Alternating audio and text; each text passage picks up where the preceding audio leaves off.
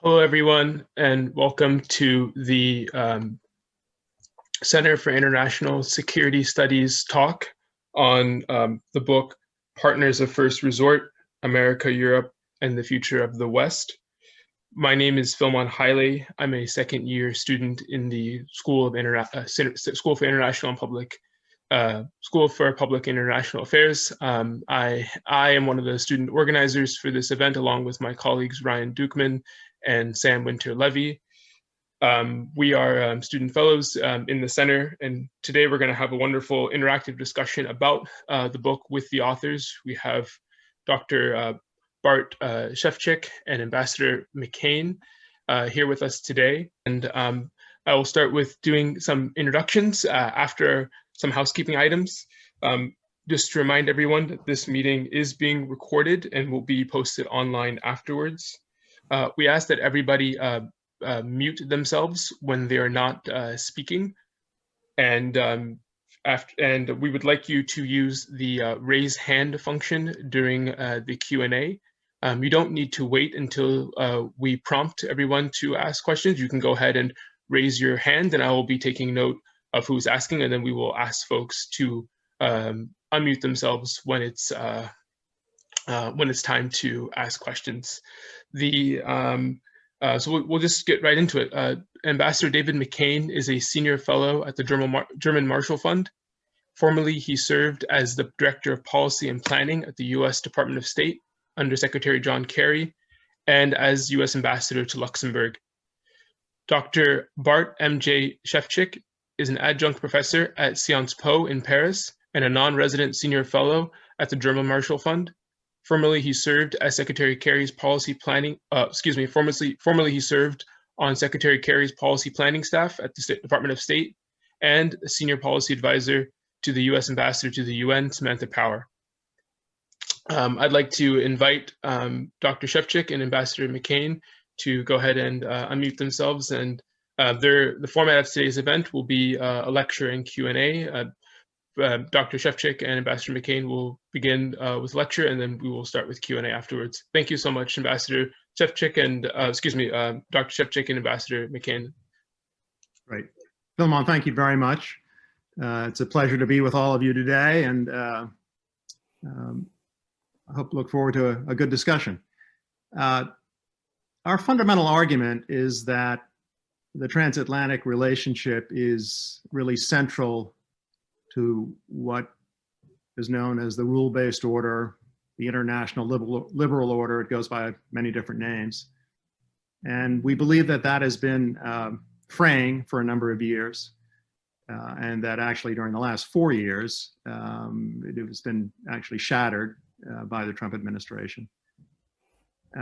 David Ignatius, who's a columnist for the Washington Post, covers foreign policy, wrote a column in November of last year in which he quoted Henry Kissinger. And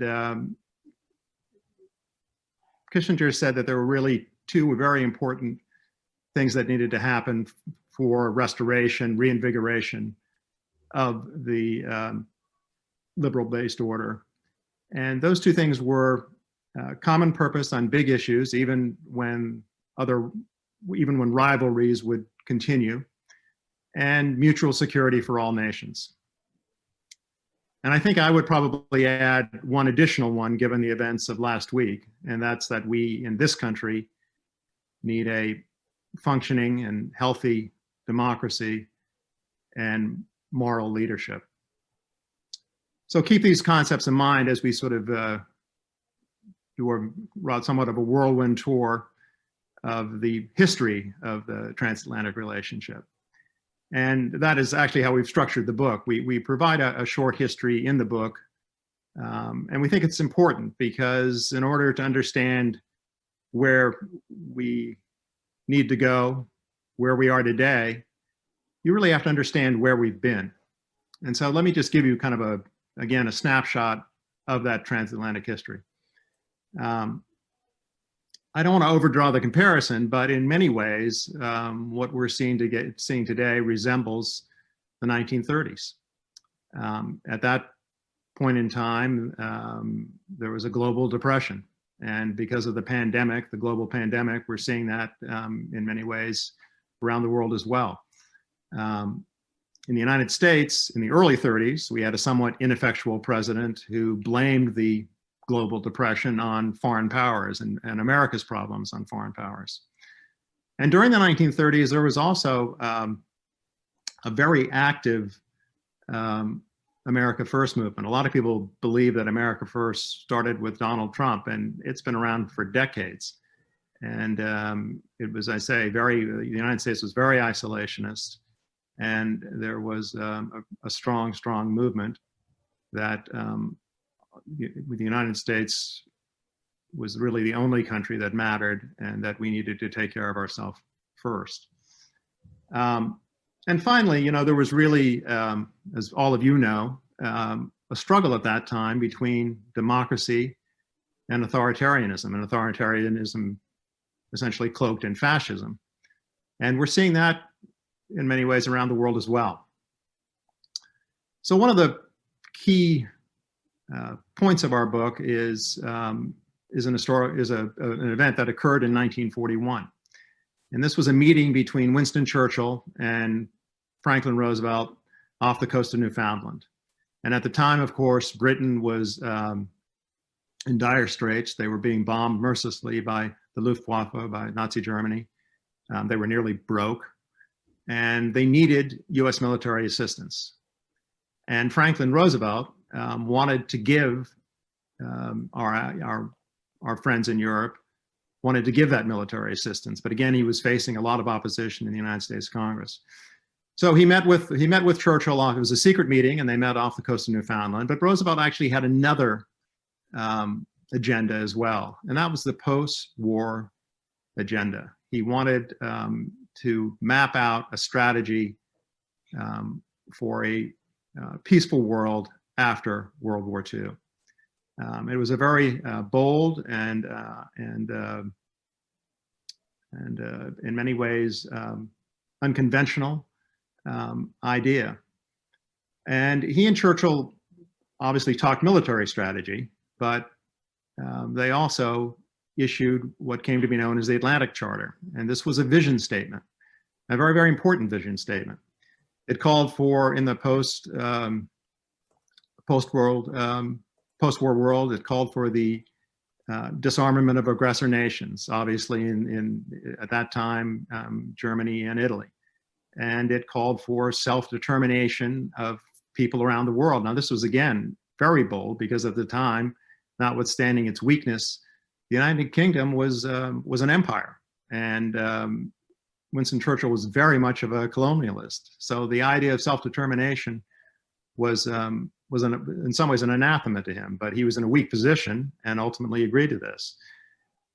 They also agreed that there needed to be sovereignty for all nations. And finally, there was a very strong humanitarian component to the Atlantic Charter. And this built upon Roosevelt's Four Freedoms speech, which was a domestic speech where he called upon the United States to work towards freedom from fear, freedom for worship, freedom from want, and freedom of speech. Again, these were bold concepts at the time. The Atlantic Charter became the touchstone for many of the post-war institutions that built up in the 1940s and 1950s. The United Nations, which was created in 1945, NATO in 1949, Treaty of Rome in 1957, which ultimately became the European Union. And in our book, Bart and I call for a restatement of the Atlantic Charter. And this is, I wish we could say we were the first ones to do this. We're not. Henry Kissinger has written about this, and actually President H.W. Bush, the first Bush, before he left office, also called for a restatement of the Atlantic Charter. And I just want to make a couple of things really clear. I think we'll get to it in the Q&A, but in so doing, I think there are a couple of things inherent in this notion of a new Atlantic Charter. One is that Europe is not yesterday's news. This is not, while many people are understandably focused on the rise of China, Europe is still critical to our future. Number two is that because it's a restatement, we are, I think, making very clear that we don't believe that we can return to the status quo ante with Europe. Things have changed in the last 4 years. And number three, Winston Churchill isn't around anymore. So, you know, one of the questions we get a lot is, who are you going to negotiate this with? And we can talk about that. But first, I think it's useful to have Bart take us through the Cold War right up until the Trump administration.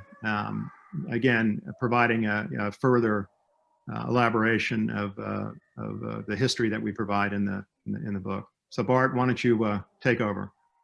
Great, thanks so much, David. And it's so good to be back, even if virtually at Princeton. I saw Philman's backdrop and was reminiscing about the great days that I was able to spend as part of the MPA program at Princeton, and very much miss it. And it's great to at least be back in this virtual capacity. And many thanks to Philman and to your colleagues for organizing this. As David mentioned, you know, we're not the first ones to call for a new Atlantic Charter, but the virtue that we can bring is that I think we're the first ones to have a book on the topic, at least one that's coming out presently. And apologies if you hear certain noises in the background. My baby daughter's in the back causing a ruckus, but anyway, we'll get through it. Anyhow, going back to the Cold War, during the Cold War, the transatlantic relationship quickly settled into a relatively stable equilibrium, with the US in the predominant role as security guarantor, even as there were ups and downs in the relationship, such as the Suez Crisis of 1956 or Charles de Gaulle's withdrawal from NATO's military structures in 1966. And while European partners committed troops alongside the United States during the Korean War, no European countries supported US efforts during the Vietnam War, which is an interesting thing to note. And, you know, sometimes people mythologize the simplicity and transatlantic unity during the Cold War, but the real golden age of the West and the liberal order occurred during the 1990s, in our view. You had NATO and EU enlargement, the notion that all major powers, including Russia and China, which is quite remarkable from today's vantage point, but there was the notion that Russia and China would become liberal democracies as they were, you know, re-engaging in the international community and opening up in terms of their economy. And you had an overall entrenchment of the Western standard for global success, organized around democracy, human rights, rule of law, free trade, and market capitalism. And it's interesting that in the 2000s, 9/11 and the wars in Afghanistan and Iraq really dominated US foreign policy concerns, but they did not really fundamentally change the strategic trajectory of the liberal model. And then came the financial crisis of 2008 and the Russia-Georgia war in August of 2008, which fundamentally undercut this overall strategic narrative. And so in essence, in our view, the modern story of the West is not the Cold War story, but it's a story of a struggle between the hopes of 1989, the post-Cold War period. That year, you know, celebrated the success and enlargement of the liberal order. So you have that on the one hand as an image. And on the other hand, you have the fears of 2008, a year remembered for its internal challenges and external threats from liberal actors. And, you know, in some ways, these fears came to the forefront over the past 4 years.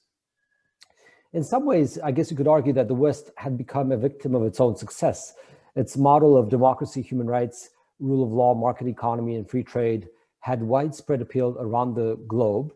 And so in some ways, the first post-Cold War generation during the 1990s and 2000s transformed the somewhat narrow strategic concept of the West into the broader liberal international order, or the more neutral sounding rules-based global order.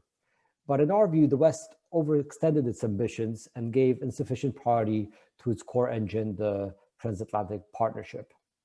Now, fast forwarding a little bit to the Obama administration, you know, while President Obama sought to build a more equitable partnership with Europe, and you had numerous transatlantic summits and meetings in the first 3 years, in many ways, the main diplomatic action and concrete achievements occurred elsewhere. You had the reset with Russia, which delivered, at least for the first 2 years, some useful deliverables, useful achievements.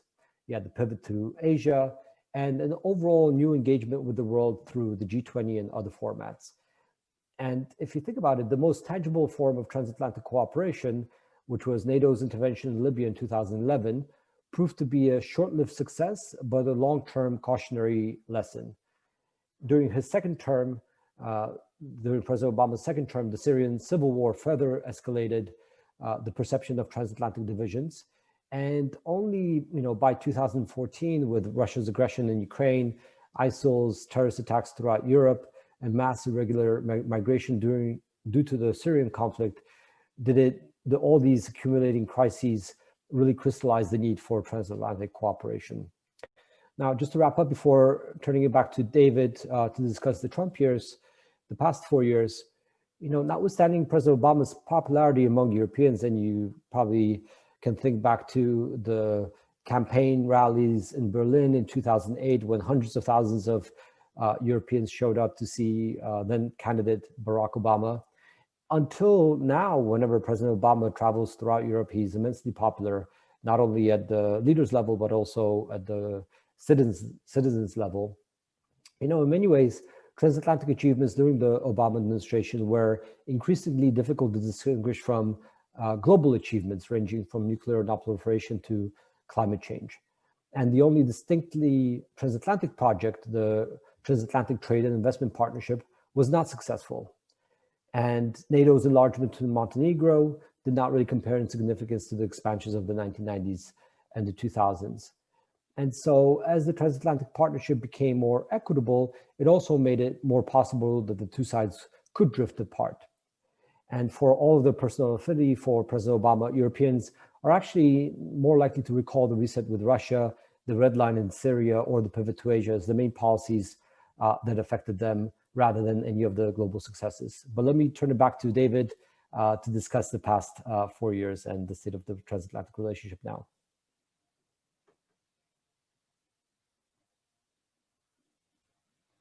David, you're on mute, I think. The famous quote of 2020 and into 2021. There we go. Can you hear me now? Yeah. Good. Okay, so sorry about that. I'll be quick in terms of my discussion of the Trump administration, but I do want to take you back 4 years to his inaugural address, in which he talked about American carnage, and in some ways that became very much of a self-fulfilling prophecy during the Trump years. But the thing that he was also saying at the time, he talked about America first, and he, in terms of foreign policy, was signaling that this was going to be a zero-sum game, that we didn't need alliances, essentially, and that America would do this on its own because it was the strongest country economically and militarily. Over the past 4 years, he has again shattered the rules-based order. We interviewed a number of leaders on both sides of the Atlantic, and in the end, I think in Europe they believe that they came to essentially to ignore Trump, but I think they continue to worry that the United States could elect potentially Trump again, but someone like him. And that sort of brings me to what I think are issues that we lay out in the book in terms of internal challenges and external challenges in order to rebuild not only the alliance, but the liberal international order. In terms of internal challenges, this is something that Richard Haass, the Council on Foreign Relations, has written about a lot. We don't have our house in order, and I referred to it at the beginning of this talk. President Trump, who's leaving in just a matter of days, remains a very popular president. He received 74 million votes. And our politics are really fractured, and they're not likely to, I don't think, to improve significantly anytime soon. And that's because, there still are so many cultural issues and economic issues that divide us, whether it's gun violence or racial strife. There are just many, many problems that we're confronting in this country. In terms of foreign policy, I think, again, as I mentioned, I think there were some similarities to the 1930s. A lot of people just really don't understand the value of alliances. They don't know what it gets us in the end. Development assistance, foreign assistance is extremely unpopular. People have a terribly warped view about how much we spend on foreign assistance. It's a minuscule amount compared to for instance, to the Defense Department budget. And our country has been, of course, very weakened by the COVID crisis. And it remains to be seen, notwithstanding that the stock market's doing exceptionally well, it remains to be seen how we come out of the COVID crisis and economically how strong we are in the next couple of years. In terms of external challenges, obviously Russia, and Bart alluded to this, they remain a significant thorn in the side of both Europe and the United States. Russia's a declining power in many ways. They have an aging population. They've been called the world's greatest gas station because their one major commodity is oil. But they are able to project power beyond their own borders, as we've seen in a number of situations, whether it's in Syria, whether it's in Ukraine, or in the United States during the 2016 election. They can create a lot of problems. The other major external challenge is, of course, China. And I think people rightly talk about China, managing China as a significant challenge for the 21st century. China is an authoritarian power. They have an authoritarian leader, but that leader has a vision, and China is increasingly economically powerful. Article in the Wall Street Journal today that talks about how of all the economies in the world that their exports have risen by 3.5%, $3.5 trillion. And they have increasing military leverage as well. So these are very, very important challenges as we move forward. And we do, in the later stage of the book, we lay out a couple of ideas for moving forward with our European allies. And Bart, why don't you just briefly provide a little bit of a context for that? Thanks. Sounds good. And then we can turn it back to Q&A.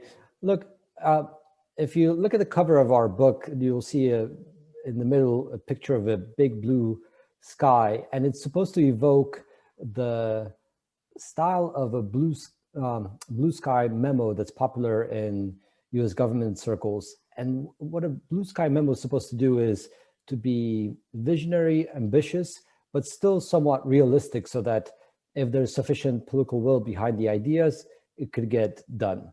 And so our book is sort of a lengthy version of a blue sky memo to try to show how the transatlantic partnership should and could be reinvigorated. Now, we would acknowledge from the outset that this is going to be a difficult task because there are a bunch of different competing priorities on both sides of the Atlantic.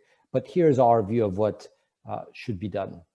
In Europe, we think the Biden-Harris team will find real partners, but there are conflicting trends. You have greater ambition on the one hand, but fewer resources. You have visions of autonomy, but combined with reality of interdependence. And you have a Europe that's in search of strategy, but in some ways with disjointed tactics and with good intentions, but discordant outcomes. So you have conflicting trends on both sides. On the other hand, with perhaps the most transatlanticist US administration in decades in the new Biden-Harris team, both America and Europe can really seize this unique strategic opportunity to make the promise of partnership a reality. And in a nutshell, our strategic logic is that for the United States, The roads to success in foreign policy, whether confronting Beijing, Moscow, COVID, or ISIS, leads through synergy with Europe and vice versa. Now, as David mentioned, we don't want to just restore some golden age of the past or even the status quo ante of 4 years ago, but we want to build on prior achievements rather than simply repeating past practices. And what we call for is, as David said, a restatement of the New Atlantic Charter. We call it the Transatlantic Strategic Partnership Agreement, and the establishment of a Transatlantic Council. Now, how would this work? These are the two big ideas, and let me flesh out how they would work.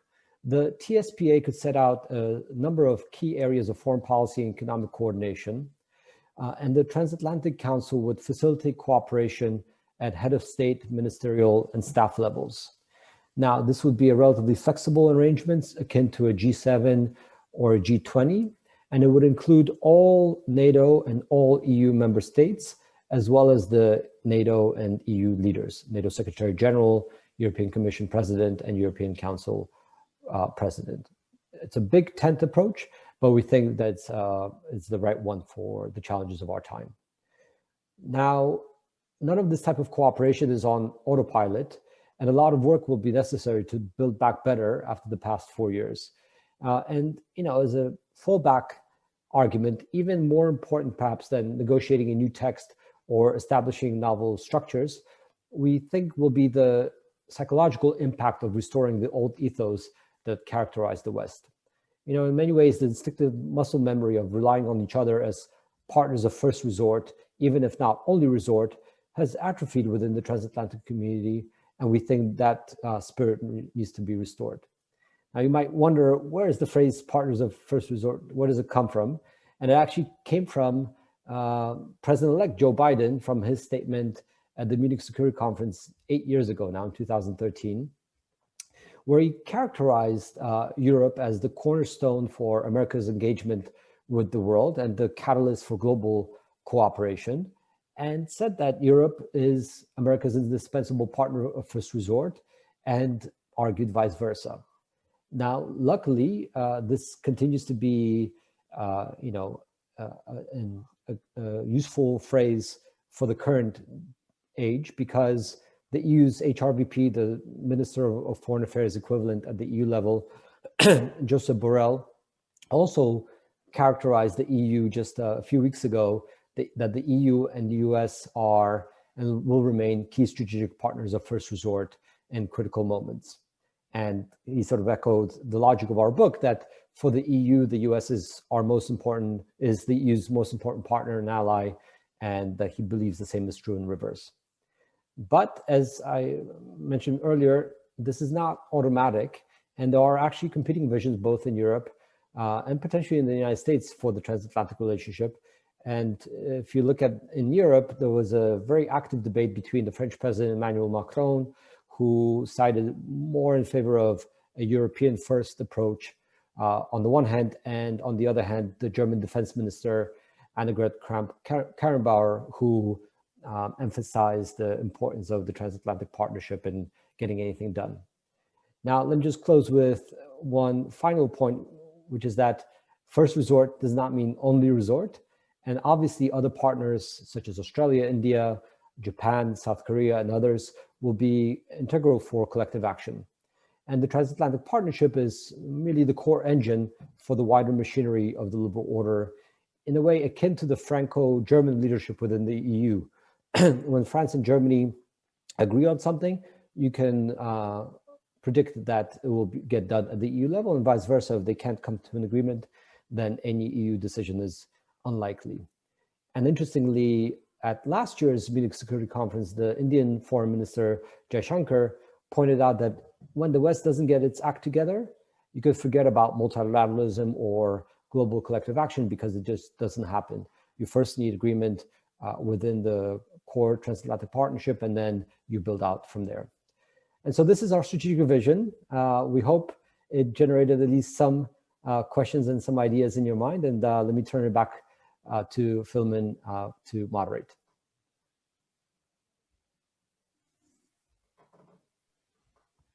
Perfect. Thank you so much, Ambassador McKean and Dr. Szewczyk, for those introductory remarks.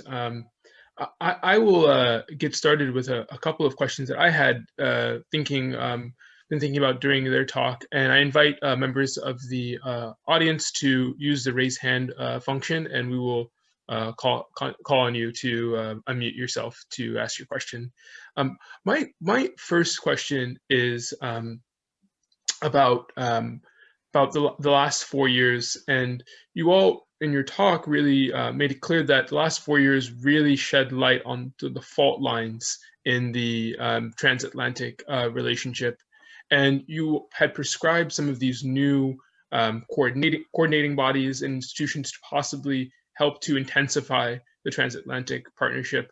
I'm curious, in terms of immediate steps that the administration can take to help rebuild trust in the United States as a global partner, what types of recommendations do you, if you were to, in the the American sort of political discourse, we often like to talk about the first 100 days, particularly in an environment where we're very consumed by domestic issues, what types of tangible, actionable steps can the new administration take to rebuild trust in American partnerships? And that can go to either Ambassador McKean or Dr. Szewczyk. So I'll start and then let Bart come in and comment as well. Look, there are two, I think, very obvious areas where we have a lot in common with the Europeans on day one. And the first issue is really the pandemic. And there's been, I think, increasing cooperation, particularly in recent months. But we really need to have a global strategy. And we should be working hand in glove with our European allies. President Trump, really in the beginning, some of the comments he made about Europe and about how they were handling the crisis were actually accurate, but as in everything that Trump did, his rhetoric and his tone was so negative and so antagonistic that it really, as opposed to bringing us together to work collaboratively, I think it really hurt the relationship. The second issue, but just to quickly again on that, we've got to figure out a global strategy for distribution. It's not just the United States and Europe. That's where mainly the vaccines have been developed, but everyone around the world is going to need this. The other huge issue, of course, is climate. And that's an issue that Europeans care deeply about. Bart can talk about that. I mean, I think he's been taking, or I think he used to take cab rides where the taxi drivers would talk to him about the importance of the United States doing something about climate.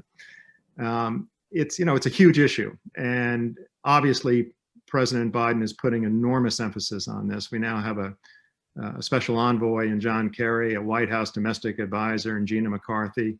There's going to be a real infrastructure, political infrastructure underneath them to support them. And we should engage with the Europeans on day one, get back into the Paris Agreement.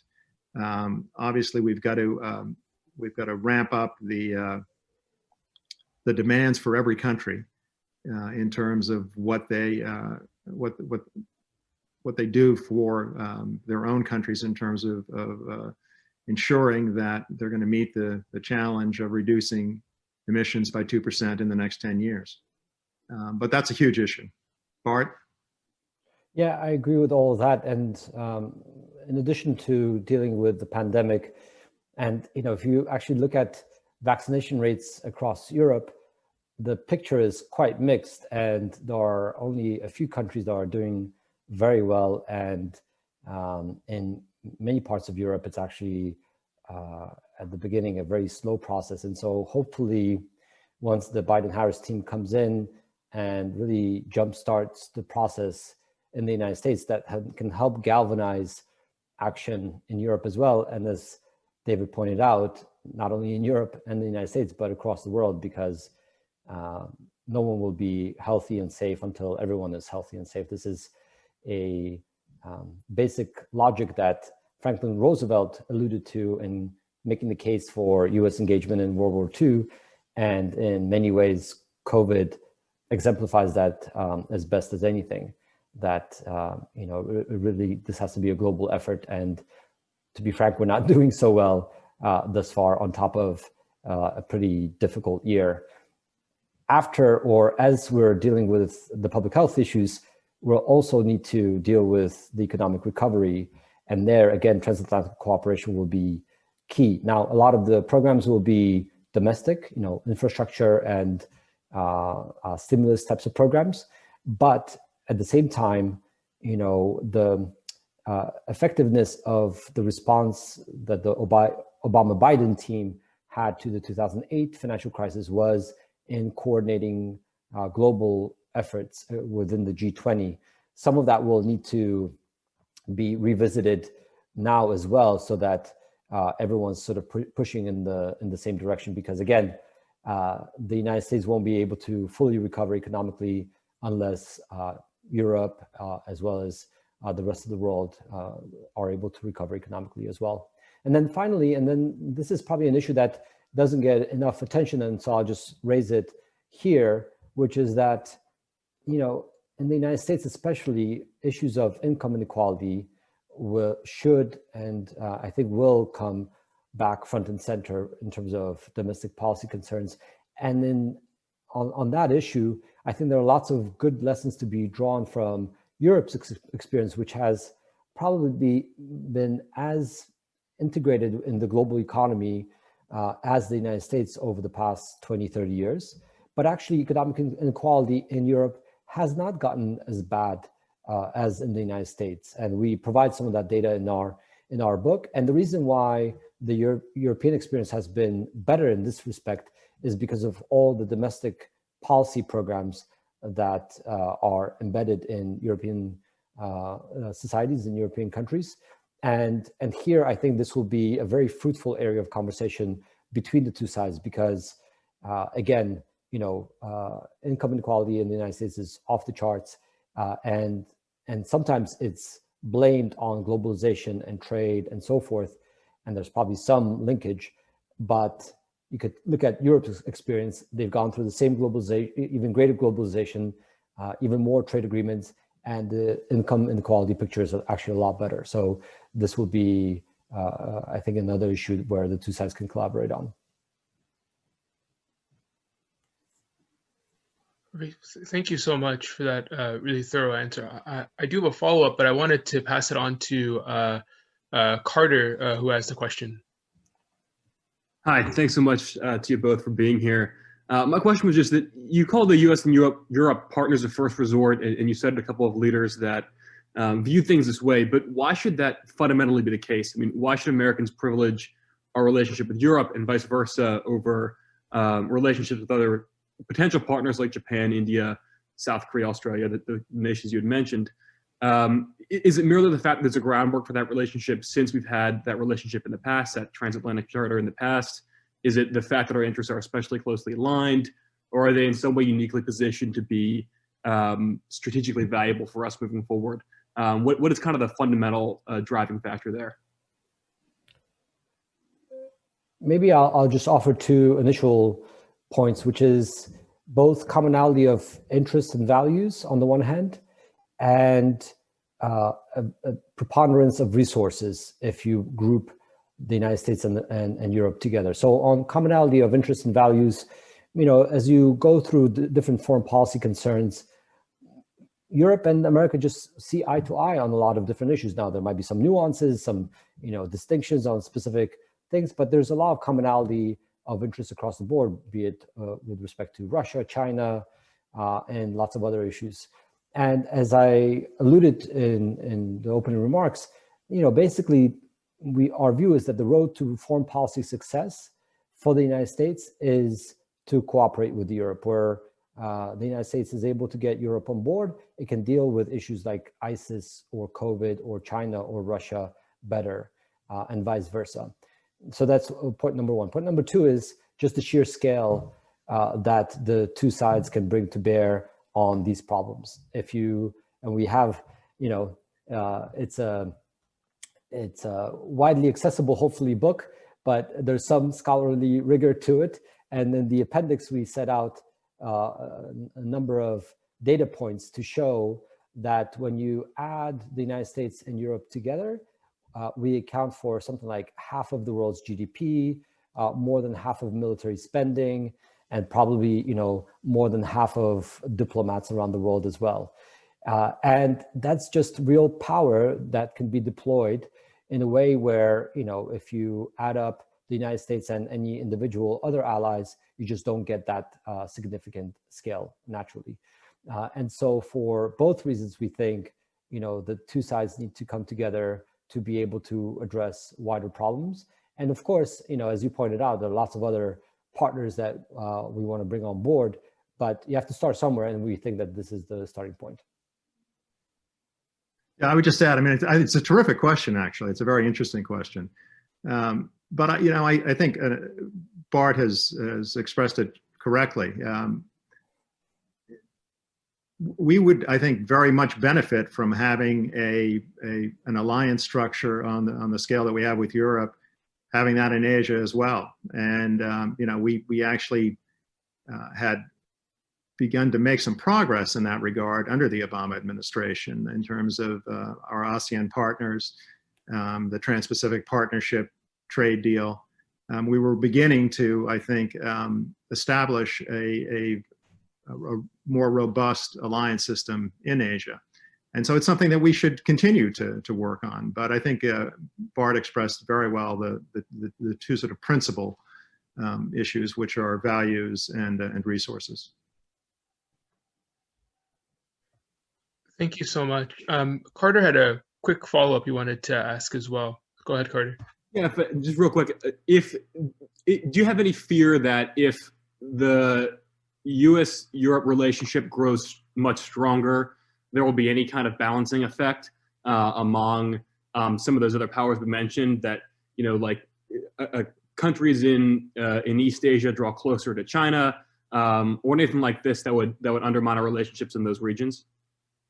No, I think once you develop a stronger transatlantic core, I think that only serves as an additional point of gravity for some of the countries that you mentioned in Asia. Look, there are natural partnerships between both America and Europe on the one hand, and Japan, South Korea, Australia, New Zealand, with India as well. Although depending on the issue, there might be some, you know, nuanced disagreements.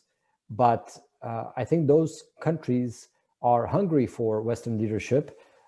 Europe is also hungry for Western leadership because, as the Indian Foreign Minister Jaishankar noted, if the West doesn't get its act together, you can forget about global collective action on many of the issues that affect everyone, including public health. You know, just imagine if it had been a Clinton-Kaine administration, and you know, we had WHO workers in China, and we had you know, effective exchange of information between Europe and the United States, and we're able to come up with a sensible plan to nip this problem in the bud at the inception back in, you know, December of 2019. We would still have gone through very difficult months, but the speed with which we would be able to respond if there was effective transatlantic cooperation would have been much faster. And as a consequence, we would have been able to avoid a lot of the loss of life and treasure and so forth. Unfortunately, COVID-19 is not going to be the last global crisis that we go through. There'll be, I'm sure, lots others. And so we need, you know, a way for the international community to respond quickly. And the way we get there is through an effective transatlantic core engine. Perfect. I wanted to hop on to the chat. This is actually, if other folks would also do not want to unmute themselves, can send me their questions via chat, which some have done. So I'm going to go to a question from the chat, and then we'll also get one audience question as well. Because we're running a little bit short on time, we'll do two questions at a time. The question from the chat is, what are the implications for transatlantic power and alliances with regard to conversion from petroleum to renewable energy sources? So I'll ask that again. What are the implications for transatlantic power and alliances with regard to the conversion from petroleum to renewable energy sources? And that's one question from the chat, and I'll call on Bailey to ask her question. Hi, thank you so much for this talk. I had a question about American unilateralism. And so like we all know that it sort of has this long storied history. It goes back to like the founding of the Republic. And in particular, the past 4 years have shown us some of the more profound or deeper penalties that come from this type of unilateralism. But given its durable history, it probably goes without saying that this will prevail into future administrations. And so how do you think that we should handle this type of unilateralism in the future, and how should we create policies, or how should the US engage more with its allies first and foremost, rather than not merely when it's convenient? So how do we start to push away from that long-standing tradition we have of sort of this attachment we have to unilateralism and become more multilateral and be more willing to engage with our allies abroad? So let me take that one on first, and then we can talk about renewables. Look, this is a really, really difficult question that we've struggled with for decades. I think that Biden is really, in many ways, the most forward-looking in terms of being an internationalist. He's perhaps the most important president in that regard since H.W. Bush, who also understood the value of, really understood the value of alliances abroad. But the pendulum swings back and forth in the United States. And I think because we have a globalized world now, there's no going back to America by itself. There just isn't. And, a lot of the issues that we've talked about today, whether it's income inequality, or environmental standards, climate, all of these issues have huge international implications. And, I think it's going to be, it's how you communicate them. And hopefully the Biden administration is going to be able to let people know that in order to make progress, to make real progress, we're going to need to be engaged in the world. But again, this is a president whose history, both in the Senate and as vice president, shows that he's fully aware of that and fully prepared to do it. Yeah, I would agree. And, it's just simple logic that you are going to be more effective, more powerful, the more allies you have to bring to bear on the particular issue. And if you look at, this is not a theoretical or abstract exercise. If you look at, for instance, the Global Coalition to Defeat ISIS, it has something like 70 plus members with the US in the lead. But then if you go into the underlying, troops that are contributed by various countries, Europeans at one point, at least in 2016, contributed nearly as many troops as the United States. And that just allows the United States to accomplish its goals more effectively and with fewer commitments from its side. And of course, certain problems like climate change, are not susceptible to resolution by a single country or even a handful of countries. We really need global action on an issue like this, or on an issue like public health. And so, in some ways, I would maybe challenge the premise of the question about unilateralism, which is maybe there have been periods here and there, but even the George W. Bush administration that, was reputed to be highly unilateral, and in 2001, it was the United States was essentially at its peak of power in the world. The George W. Bush administration very quickly was looking for allies, both to join efforts in Afghanistan, where NATO is still present, as well as in Iraq, where you didn't have a formal institutional set of allies, either NATO or through the UN, but you had what they called the coalition of the willing, and a number of countries that the George W. Bush administration sought help from. And so the Trump administration, it's very difficult to kind of make sense of what remains of its foreign policy record. For the most part, things went up and down, and depending on the day or the hour of the tweet, you might have a different decision, different direction, depending on the whim of the president. But even it, at various points, sought out allies to the extent that it could find them in the world. And so, just the basic underlying math and the distribution of resources in the world suggests that the United States will need allies. The more allies it can get, the better.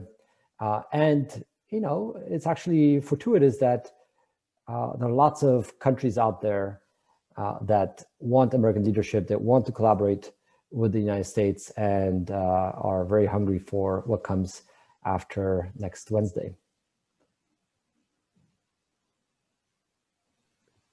That's great. Do you all want to address the question of renewables?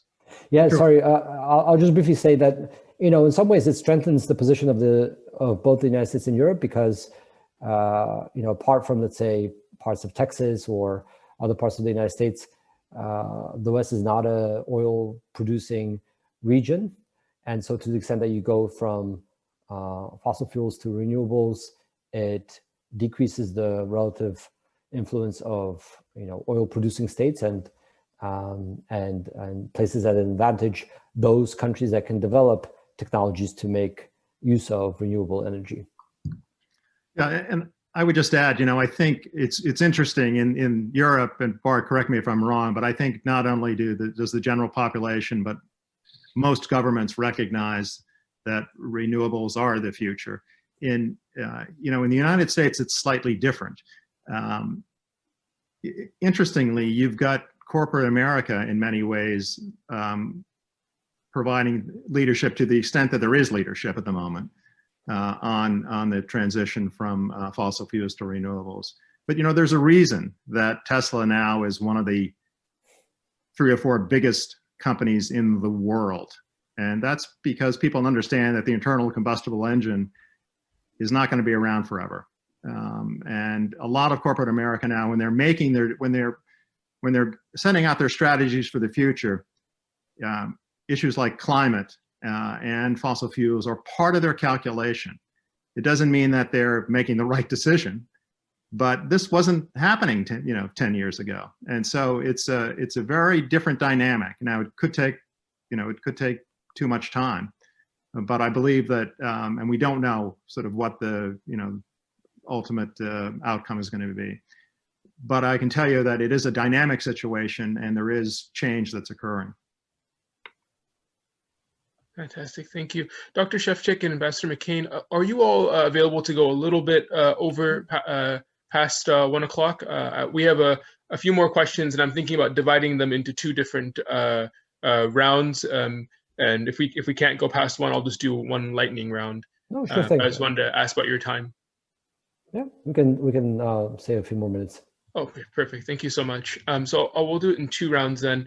I'll go back to the chat, and then we'll wrap up with the hands up in the audience. There are 2 questions in the chat that are interrelated. One asks, does Brexit complicate the transatlantic partnership? And do you anticipate a sidelining of the US-British relationship in favor of the US-EU relationship? That's the first question from the chat. The other question from the chat is about Middle Eastern diplomatic relations. This person asks, how do the recent shifts in Middle East diplomatic relations affect or will be affected by some of the plans in transatlantic relationships that you all suggested in your talk? So one is in regards to Brexit, and one is sort of the shifts in Middle Eastern politics. And I can go to either one of you two. Just starting off on Brexit, Brexit was a colossal mistake by Britain. There's absolutely no doubt about it. It's a disaster for Britain, and it will weaken Britain. It already has weakened Britain.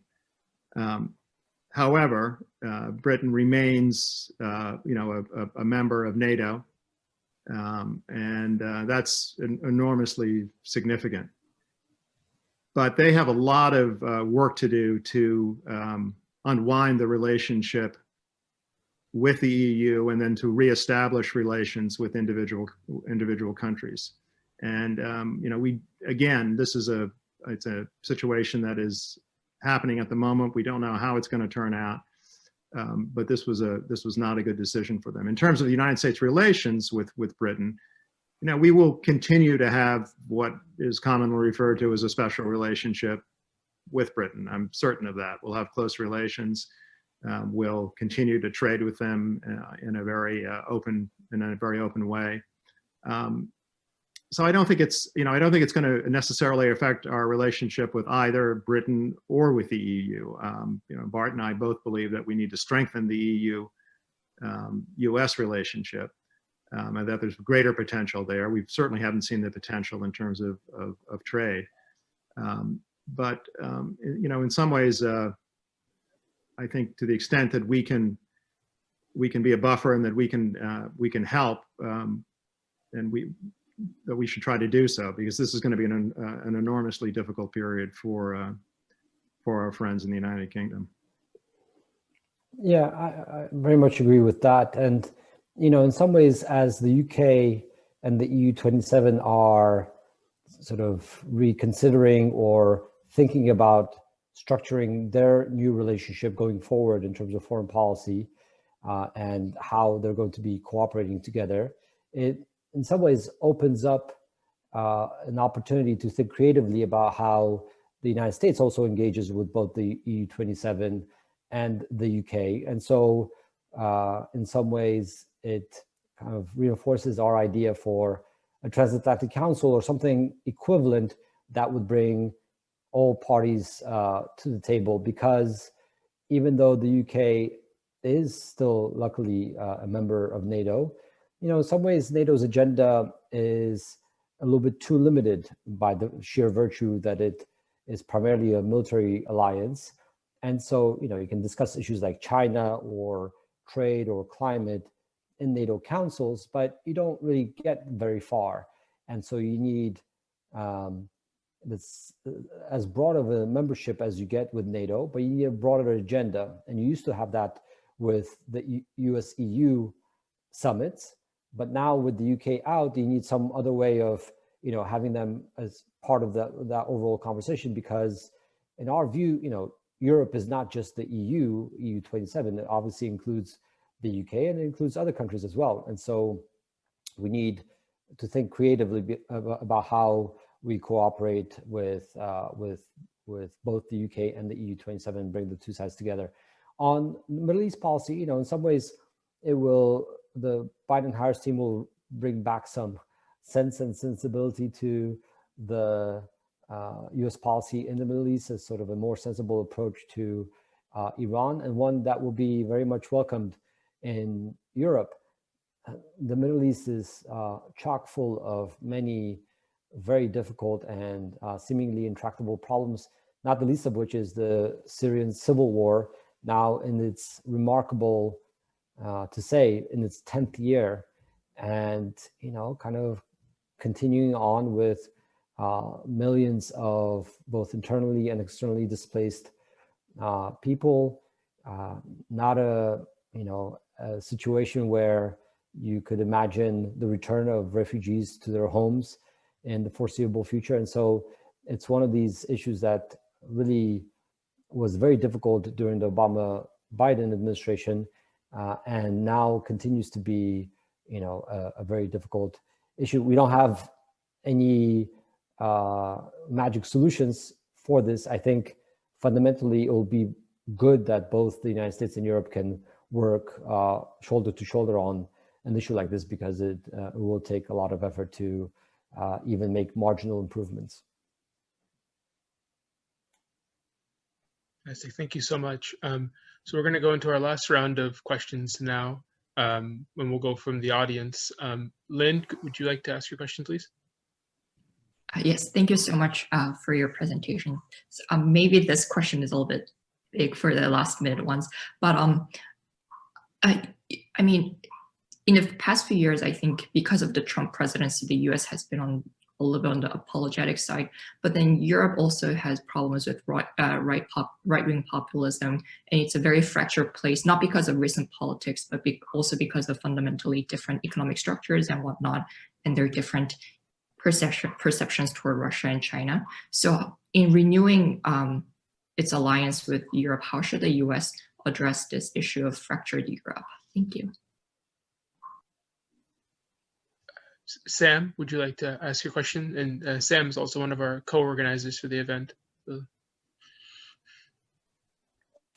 Yeah, thanks so much for this presentation. This was great. I was just wondering if you could say a little bit about the recent EU-China trade deal. Do you think in the long run this sort of move kind of strengthens, Europe's pursuit of kind of strategic autonomy, or do you think it's like ultimately, either going to backfire or just not the right way to pursue that goal? And I guess more broadly, do you think the kind of criticism of the deal that it shows that the Europeans are just kind of self-interested and unlikely to be kind of truly reliable partners going forward? Do you think that criticism is justified? Yeah, thank you again. So just quickly on Sam's question. Sorry, Ambassador McKean, there's one more question in this sort of final round of questions. I apologize. Sullivan, would you like to ask your question? Yeah, thank you. And thanks for the presentation. I don't want to pull you in 3 different directions too much. This is going to go kind of in Lynn's direction. But, despite the Atlantic Charter being born, to your point, like out of this anti-colonial viewpoint, there still was a fair amount of destabilization on the part of NATO-aligned countries, throughout the 20th century, especially like on the part of the CIA, and arguably like Vietnam is born out of colonial France. So going forward, especially considering Lynn's question about how these countries are still grappling with becoming multi-ethnic democracies, how do you make a new Atlantic partnership more equitable for the entire globe?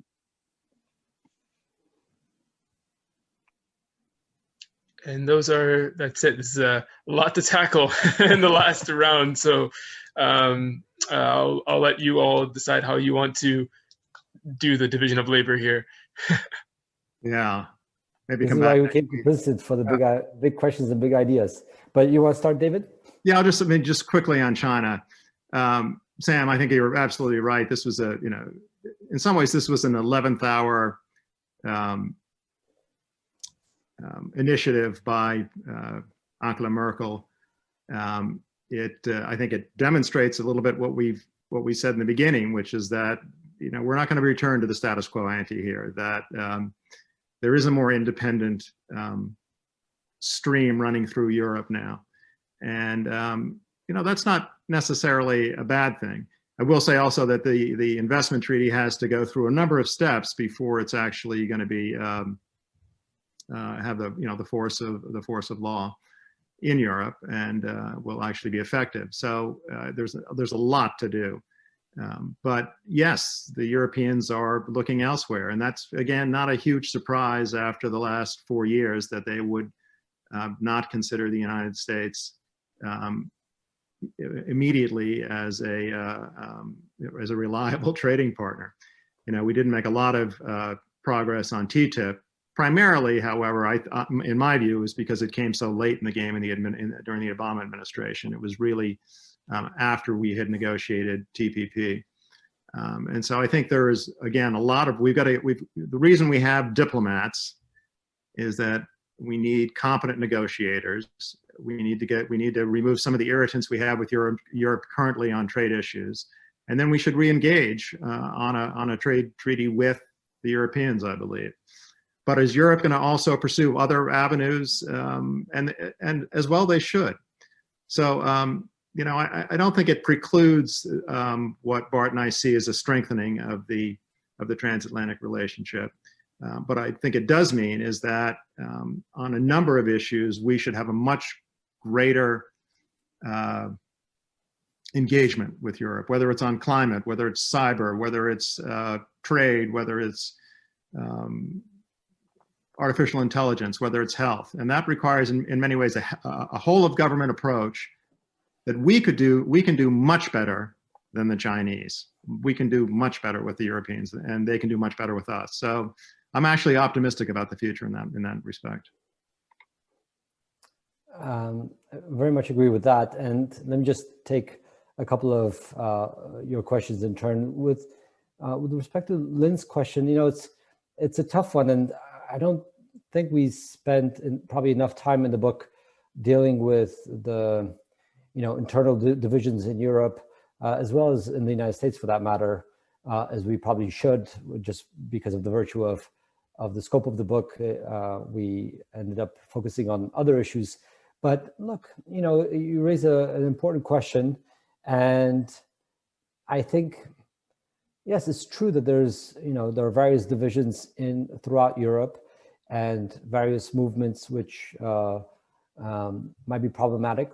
On the other hand, you know, it's quite remarkable that you have 27 countries, 20 plus languages, you know, a continent of, or a political entity of 450 million, and still, you know, day after day, they can reach decisions by unanimity sometimes, or a lot of times, especially on the important issues.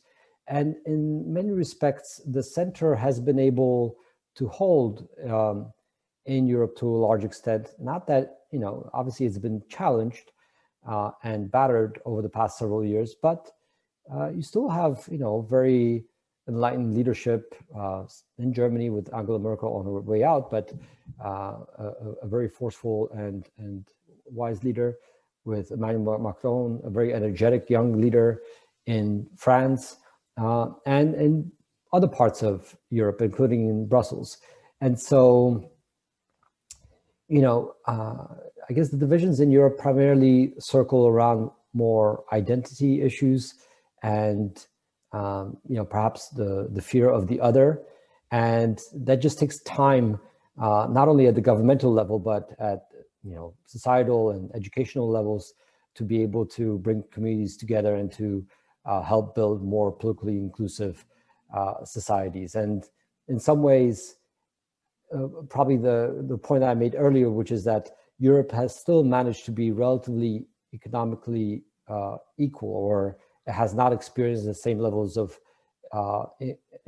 income inequalities that either the US or Brazil or the UK, for that matter, have gone through over the past 20 years.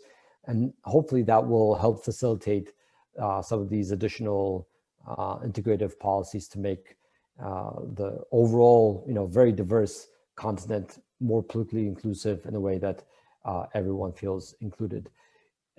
Turning to Sullivan's question, and in some ways it links up to Lynn's. Yes, to be sure, you know, the Cold War period was chock full of various things that are viewed problematically in hindsight, not the least of which was the Vietnam War. But, you know, the post-Cold War record of transatlantic policy in the world is relatively good. You know, if anything, the problematic areas were issues of omission rather than commission. So, you know, the late action in Bosnia to stem humanitarian atrocities there, the complete inaction and failure to intervene in Rwanda to stop the genocide there in 1994. And, you know, nowadays, the late action on COVID and the public health aftermath. And so, you know, maybe the only issue that was an issue of commission that is quite problematic in hindsight over the past 20, 30 years is the war in Iraq, but that was driven by a US administration rather than, you know, launched as some sort of a Western transatlantic project. And so, you know, in some ways, nowadays, problems of the world will need collective action, as we pointed out, and it will need transatlantic leadership and, you know, a repair of the core engine between the United States and Europe. And just to close with with the question, with a very good question on the EU-China deal.